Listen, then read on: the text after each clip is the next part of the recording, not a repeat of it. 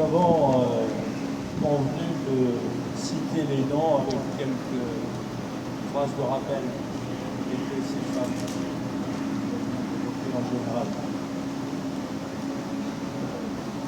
Je commencerai par Daniel Casanova. Alors,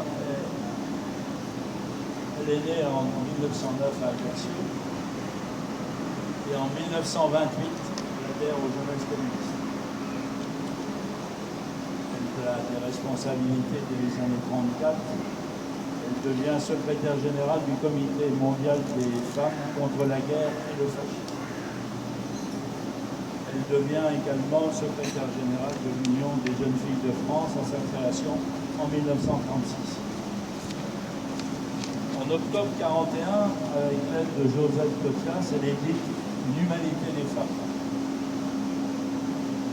Le 9 juin 1942, les femmes sont emmenées rue des Saussaies pour interrogatoire par la Gestapo. Danielle sera incarcérée à Romainville. Le 21 janvier 1943, presque un an après son arrestation, elle est déportée. Le convoi arrive à Auschwitz-Birkenau. Elles sont 230 femmes. Début mai 1943, des tracts dénoncent l'horreur d'Auschwitz circulent en France. Danielle connaît les pires conditions, où elle est parquée avec ses camarades. Il y a la solidarité pour soigner les malades. Les unes après les autres, elles décèdent. Sur les 49 rescapés du convoi, seuls 3 réussissent à échapper au typhus. La fièvre est retombée, signe fatal, Daniel Casanova décède le 9 mai 1940.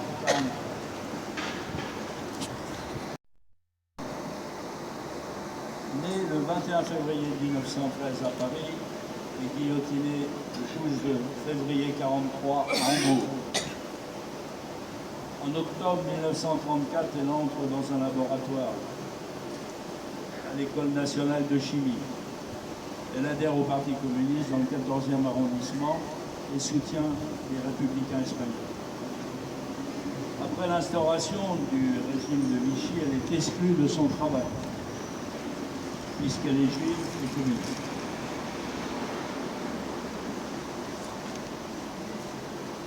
France continuera de se battre et à la suite du procès du Palais Bourbon de la Maison de la Chimie, elle est arrêtée par la police française avec 68 camarades, le 16 mai 1942. Après 4 mois d'interrogatoire et de torture, dans une cellule de la prison de la Santé, elle est condamnée à la peine de mort par un tribunal militaire allemand. Hommage.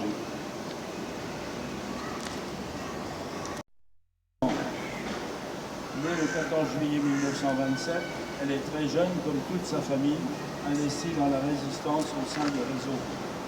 Ceux de la résistance, le CDLR, et les forces françaises de l'intérieur. Elle habite rue Joseph Jaouen, la rue Gorky actuellement. Elle raconte que le 25 août 1944, certains jeunes ont creusé une tranchée dans la rue Maxime Gorky afin d'empêcher les nazis de l'emprunter qui fuyaient devant la deuxième défaite. Hommage. Rose Blanc, née en 1919. Proche collaboratrice de Daniel Casanova, elle est arrêtée début 1942. Elle est internée à la santé à Romainville et déportée le 24 janvier 1943 à Auschwitz. Elle y décède le 15 mars 1943. Un square de Granty porte son nom. Hommage. Jacqueline Quatremer, née le 17 octobre 1918. De 1936 à 1939, Jacqueline Quatremer est sténodactylo au syndicat des produits pharmaceutiques à la Bourse du Travail de Paris. Elle est très active dans la solidarité et l'animation des foyers de jeunes filles. Elle est arrêtée le 17 juin 1942 avec les imprimeuses et techniciennes de l'affaire Tintin, dans le 15e arrondissement, par des inspecteurs de la brigade spéciale. Le 10 août 1942, elle est transférée au camp allemand du fort de Roumanie. Le 22 janvier 1943, elle fait partie de ces 100 premières femmes otages qui sont transférées au camp de Royal-Lieu à Compiègne. Ce convoi est connu sous le nom des 31 000. Elle est donc déportée et entassée avec des milliers de détenus, dont des Polonaises. Elle porte le matricule 31 641.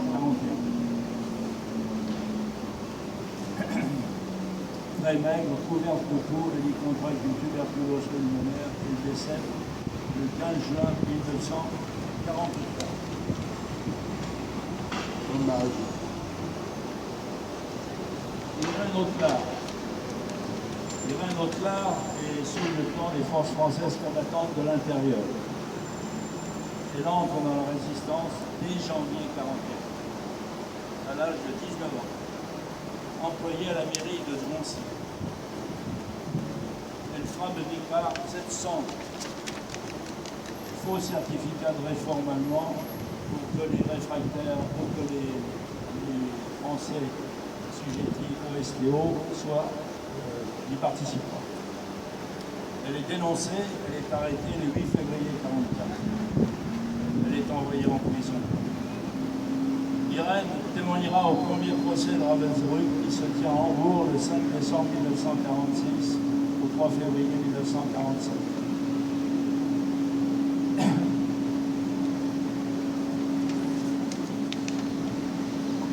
Hommage. Solange Boutaric, épouse d'Imasio, née en 1920. Elle manifeste le 13 août 1941 en compagnie d'Odette Leclandilès à la gare Saint-Lazare. Elle assure la solidarité avec les familles, elle prépare des trousses d'urgence, elle est très active.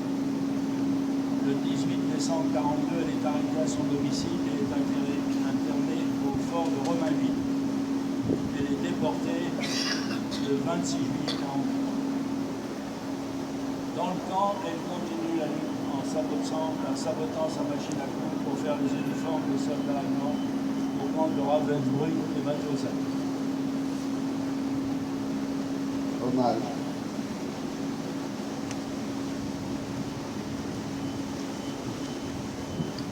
Madeleine Ogbonna, je vais passer la parole à Laurence Desboulay, sa fille. Pendant un témoignage. Vous m'entendez? Voilà. C'est un témoignage. On n'a pas été tué par l'événement. On a participé à la résistance dans le chien. Alors, je vais lire le texte que mon frère m'a écrit, qui raconte le quotidien des femmes dans la résistance, et puis de ce qu'elle a fait et ce qui s'est passé. Comme toujours, pour les femmes, cela prend du temps. 80 ans pour la reconnaissance de l'action des femmes de la résistance. Les femmes, ces petites mains qui n'allaient pas au feu, le faisaient aussi face au danger, en récupérant, en stockant les armes, en collectant les renseignements, en assurant les transmissions, en s'occupant des impressions. Clandestines. Maman était de celles qui participèrent aux actions du groupe de l'Affiche Rouge, groupe Manouchian. Française, elle était venue au groupe MOI des FTP après l'arrestation par les Allemands de son mari, Stanislas Stachek, c'était polonais. Pour elle, cet engagement avait de source, malgré l'existence d'une petite fille de 12 mois, Nadia, qu'il fallait confier à des amis sûrs. Son action de résistance, nous, les enfants, nés après-guerre, nous n'en avons connu que des bribes, parfois surprenantes et drôles, mais souvent imprégnées de tristesse, au souvenir de tant de disparus. Élec, qu'elle nous présentait comme un gamin, et Manouchian comme un homme lumineux. Puis ce groupe de soldats russes, Juroval, qui avait rejoint la résistance française après leur évasion et qui trahit moururent en combattant l'armée nazie. Je crois qu'elle préférait nous parler des aspects parfois drôles de son action. Le fusil mitrailleur récupéré à Aulnay-sous-Anneau, qu'elle avait dû transporter à pied, et c'était très lourd, jusqu'à Dourdan, avant de prendre le train pour Paris. Les mitraillettes Sten cachés sous son tricot, qui échappèrent à la faune grâce à la présence dans son compartiment d'un trafiquant de marché noir qui avait transformé sa valise en beurrier géant, dont la découverte stoppa l'action des occupants.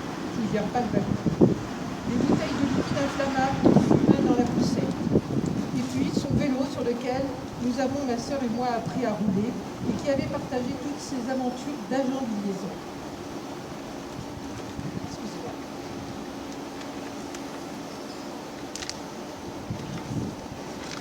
Une fois sauvé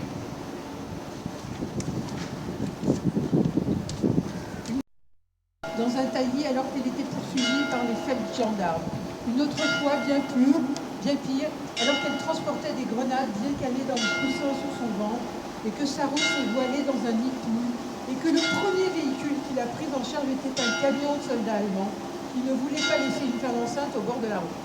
En fait, nous n'avons pas connu la résistante, mais nous avons connu la maman qui a fait face aux conditions de l'après-guerre avec 4 enfants et un compagnon républicain espagnol clandestin en France en raison de l'opération de la police française Boléro Paprika qui visait de débarrasser de la dictature franquiste de la menace de guérilla opérant à partir du territoire français. Cette période a duré un peu plus de 10 ans et a pris fin quand au début de l'année 58, nous sommes arrivés à Drancy au 35 rue Anatole France, derrière l'église. Et nous avons découvert le luxe d'un appartement HLM de 4 pièces, des toilettes, pas à la turque dans le jardin, une salle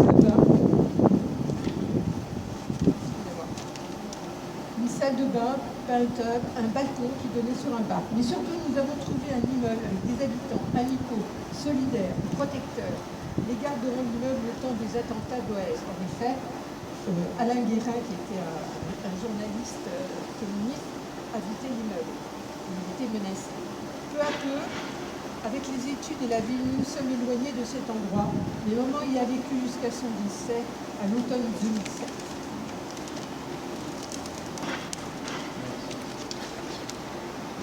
Hommage. Comme la famille, nous souhaitons qu'une plaque soit apposée sur le...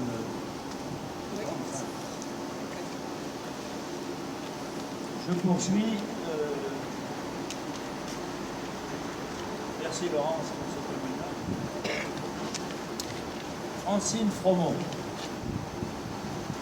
Née en 1918, elle habitait les Lilas. Elle était un agent de liaison des FTPF. Elle a été la première femme parachutée en France. Elle était chargée de l'approvisionnement en armes pour les FTP et a effectué de nombreuses missions. Elle est arrêtée le 30 juillet 1943 à Saint-Véran, dans la banlieue lyonnaise, et livrée aux Allemands. Elle refuse de donner le moindre renseignement malgré les tortures qui lui sont infligées par la Gestapo ainsi qu'à sa mère sous ses yeux. Sa mère ne survit pas au portrait. Francine est fusillée à la prison de Fresnes le 5 août 1944 à l'âge de 26 ans. Hommage.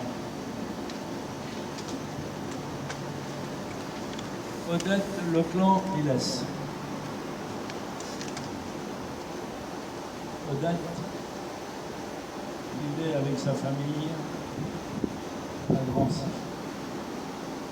En 1940, son père syndicaliste anti-munico, qu'il admirait, fut arrêté.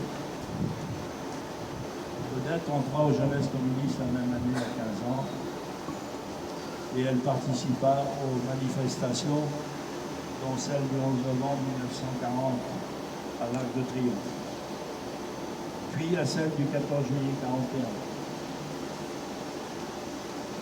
C'est là qu'elle fut arrêtée. Nous aurons l'occasion de d'écouter ou de participer plus exactement à cette vie militante, cet engagement riche de l'Odette. Je vais donner quelques dates. En septembre 1941, après cette arrestation, elle fut transférée dans un convoi de 40 000 femmes à Châteaubriand. Là, avec ses ses amis, les personnes avec lesquelles elle participait aux cours d'espagnol, de mathématiques. Elle était très active, il y avait une organisation aussi sportive. Et elle rencontra Guy Mocquet, qui avait quand même 17 ans. Après l'exécution, un an de officiellement Karl Gotz, le 20 octobre 1941, par un commando de résistants communistes, l'autorité d'occupation exigea qu'on dit 27 otages. Ces 27 otages, le 22 octobre à 15h30, eh bien, ont été fusillés. De nombreux témoignages sont parvenus avant qu'il passe le temps de discussion et qui font partie de publications sur les lettres de fusillés qui montrent ce que je ne peux pas exprimer.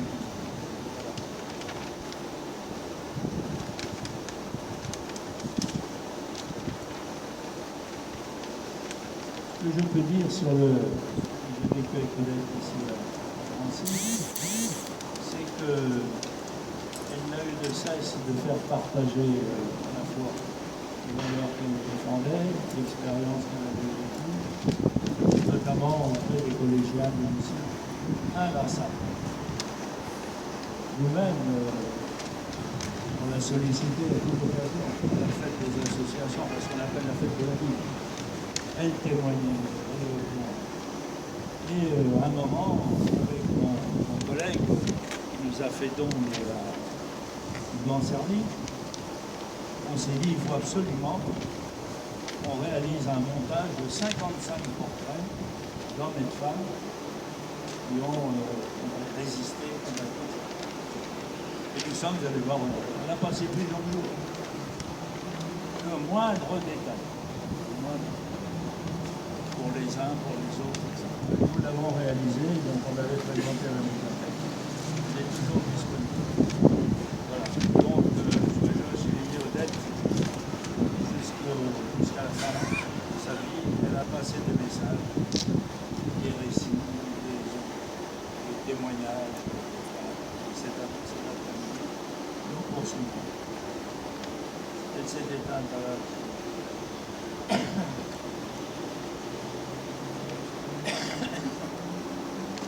Moi, je suis reconnu.